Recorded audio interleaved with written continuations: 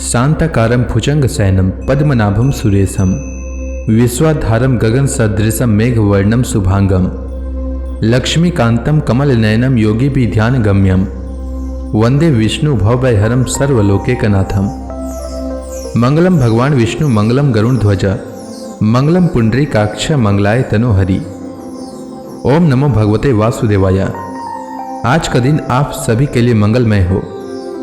आज मैं अगन मास कथा का 10वां अध्याय सुनाने वाला हूँ। अगन मास भगवान श्री कृष्ण का सबसे प्रिय माह है।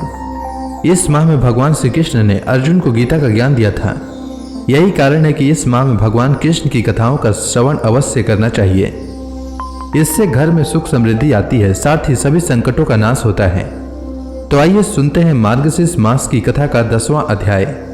श्री पराशर जी आगे बोले, हे मैत्रेय, बलशाली बलराम जी का ऐसा ही पराक्रम था। अब उन्होंने जो और एक कर्म किया था वह भी सुनो। द्विविद नामक एक महावीरशाली वानर श्रेष्ठ देव विरोधी दैत्यराज नरकासुर का मित्र था। भगवान कृष्ण ने देवराज इंद्र की प्रेरणा से नरकासुर का वध किया था। इसलिए वीर वानर द्विविद ने देवताओं से वैर ठाना। उसने निश्चय किया कि मैं मृत्यु लोक का क्षय कर दूंगा और इस प्रकार यज्ञ यागादि का उच्छेद करके संपूर्ण देवताओं से इसका बदला चुका लूंगा। तब से वह अज्ञान मोहित होकर यज्ञों का विध्वंस करने लगा और साधु मर्यादा को मिटाने तथा देहधारी जीवों को नष्ट करने लगा। वह वन, देश, पुर और भिन्न भिन्न ग्रामों को जला डालता तथा कभी पर्वत गिराकर ग्राम आदि को चूर्ण कर डालता, कभी पहाड़ों की चट्टान उखाड़कर समुद्र के जल में छोड़ देता और फिर कभी समुद्र में घुसकर उसे सुभित कर देता। हे द्विज, उससे सुभित हुआ समुद्र ऊंची ऊंची तरंगों से उठकर अति वेग से युक्त हो अपने तीरवती ग्राम और पुर आदि को डुबो देता था।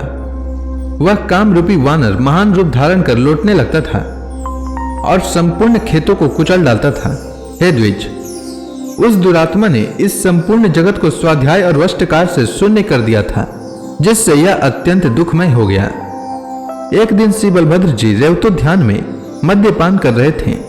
साथ ही महाभागा रेवती तथा अन्य सुंदर स्त्रियां भी थी।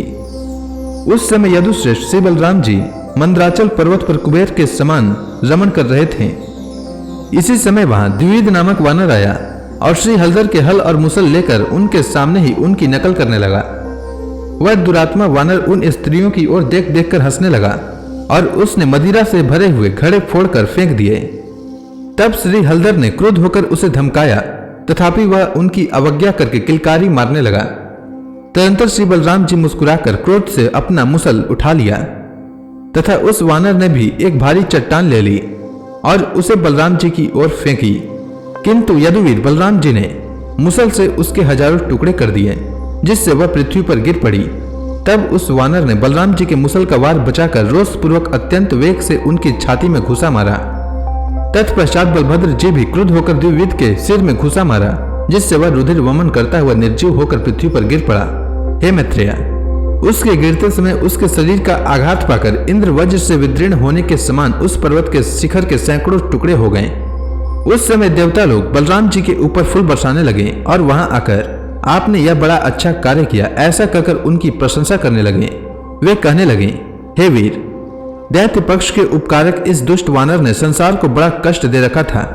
यह बड़े ही सौभाग्य का विषय है कि आज यह आपके हाथों मारा गया।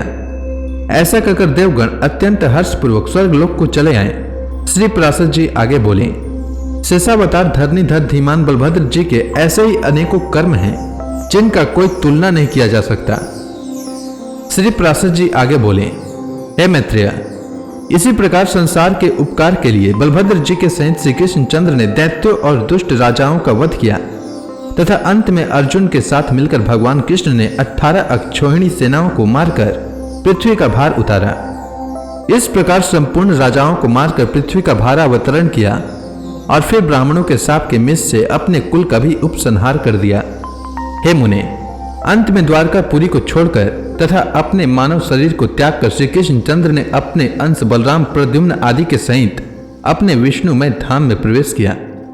श्री मैत्रेय जी बोले, हे मुने, श्री जनार्दन ने विप्र शाप के मिष से किस प्रकार अपने कुल का नाश किया और अपने मानव देह को किस प्रकार छोड़ा। श्री पराशर जी बोले, एक बार कुछ यदु कुमारों ने महातीर्थ पिंडारक क्षेत्र में विश्वामित्र, कर्ण और नारद आदि महामुनियों को देखा। तब यौवन से उन्मत्त हुए उन बालकों ने होनहार की प्रेरणा से जामवती के पुत्र सांब का स्त्री वेश बनाकर उन मुनीश्वरों को प्रणाम करने के अनंतर अति नम्रता से पूछा, इस स्त्री को पुत्र की इच्छा है, हे मुनिजन कहिए यह क्या जनेगी। श्री पराशर जी बोले, यदु कुमारों के इस प्रकार धोखा देने पर उन दिव्य ज्ञान संपन्न मुनिजनों ने कुपित होकर कहा, यह एक लोकोत्तर मुसल जनेगी जो समस्त यादवों के नाश का कारण होगा और जिससे यादवों का संपूर्ण कुल संसार में निर्मूल हो जाएगा। मुनिगण के इस प्रकार कहने पर उन कुमारों ने संपूर्ण वृतांत ज्यों का त्यों राजा उग्रसेन से कह दिया तथा सांब के पेट से एक मुसल उत्पन्न हुआ। उग्रसेन ने उस लोह में मुसल का चूर्ण कर डाला और उसे उन बालकों ने ले जाकर समुद्र में फेंक दिया। उससे वहां बहुत से सरकंडे उत्पन्न हो गए। यादवों द्वारा चूर्ण किए गए इस मुसल के लोहे का जो भाले की नोक के समान एक खंड चूर्ण करने से बचा, उसे भी समुद्र में ही फेंकवा दिया। उसे एक मछली निगल गई। उस मछली को मछुआरों ने पकड़ लिया तथा चीरने पर उसके पेट से निकले हुए उस मुसल खंड को जरा नामक व्याध ने ले लिया।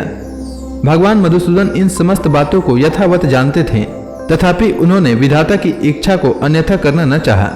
इसी समय देवताओं ने वायु को भेजा। उसने एकांत में श्री कृष्ण चंद्र को प्रणाम करके कहा, भगवान मुझे देवताओं ने दूत बनाकर भेजा है। हे विभो, वसुगण, अश्विनी कुमार, रुद्र, आदित्य, मरुदगण और साध्य आदि के सहित इंद्र ने आपको जो संदेश भेजा है वह सुनिए। हे भगवान, देवताओं की प्रेरणा से उनके ही साथ पृथ्वी का भार उतारने के लिए अवतीर्ण हुए आपको 100 वर्ष से अधिक बीत चुके हैं। अब आप दुराचारी दैत्यों को मार चुके और पृथ्वी का भार भी उतार चुके। अतः हमारी प्रार्थना है कि अब देवगण सर्वदा स्वर्ग में ही आपके सनाथ हों, अर्थात आप स्वर्ग पधार कर देवताओं को सनाथ करें। हे जगन्नाथ, आपको भूमंडल में पधारे हुए 100 वर्ष से अधिक हो गए हैं। अब यदि आपको पसंद आवे तो स्वर्ग लोक पधारिए।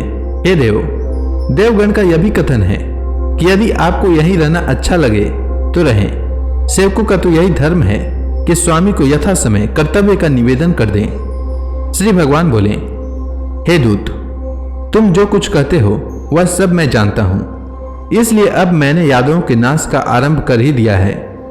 इन यादवों का संहार हुए बिना अभी तक पृथ्वी का भार हल्का नहीं हुआ है।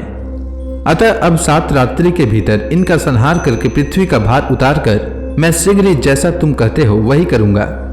जिस प्रकार यह द्वारका की भूमि मैंने समुद्र से मांगी थी, इसे उसी प्रकार उसे लौटाकर तथा यादवों का उपसंहार कर मैं स्वर्ग लोक में आऊंगा। अब देवराज इंद्र और देवताओं को यह समझना चाहिए कि बलराम सहित मैं मनुष्य शरीर को छोड़कर स्वर्ग पहुंच ही चुका हूं। पृथ्वी के भारभूत जो जरासंध आदि अन्य राजागण मारे गए हैं, ए यदु कुमार भी उनसे कम नहीं हैं। अतः तुम देवताओं से जाकर कहो कि मैं पृथ्वी के इस महाभार को उतार कर ही देवलोक का पालन करने के लिए स्वर्ग में आऊंगा। श्री पराशर जी आगे बोले, हे मैत्रेय, भगवान वासुदेव के इस प्रकार कहने पर देवदूत वायु उन्हें प्रणाम करके अपने दिव्य गति से देवराज के पास चले आए। इसके बाद भगवान श्री कृष्ण ने क्या किया यह मैं अगले अध्याय में बताऊंगा। तब तक के लिए भगवान हरि का नाम लेते रहें। तो प्रेम से बोलिए भगवान विष्णु की जय, श्री कृष्ण भगवान की जय, लक्ष्मी माता की जय, तुलसी माता की जय, समस्त देवी देवताओं की जय।